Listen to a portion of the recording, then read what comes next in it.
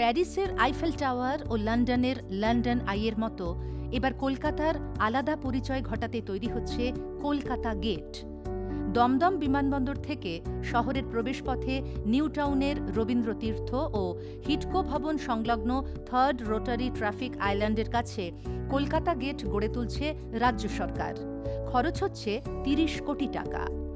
এখন চলছে জোর কদমে গেট তৈরির কাজ। ৪টি পায়ের উপর দাঁড়িয়ে থাকবে গেটটি। তার উপরে লেখা থাকবে ওয়েলকাম টু কলকাতা। ৪ পায়ের সেই স্ট্যান্ডের ওপর দিকে বৃত্তাকারে তৈরি হচ্ছে একটি লাউঞ্জ।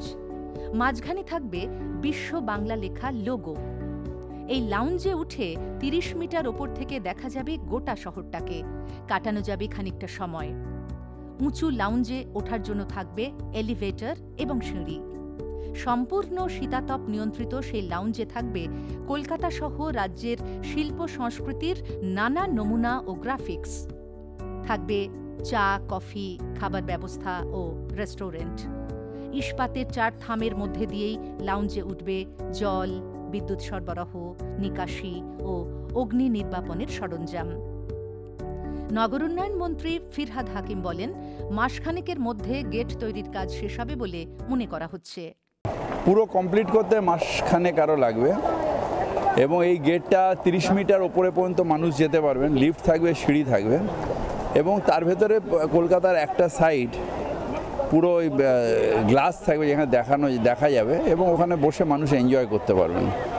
বাসিন্দা থেকে ছাত্রছাত্রীরা জানান, আন্তর্জাতিক মানের এই গেট দিয়েই শহরের আলাদা পরিচয় ঘটবে।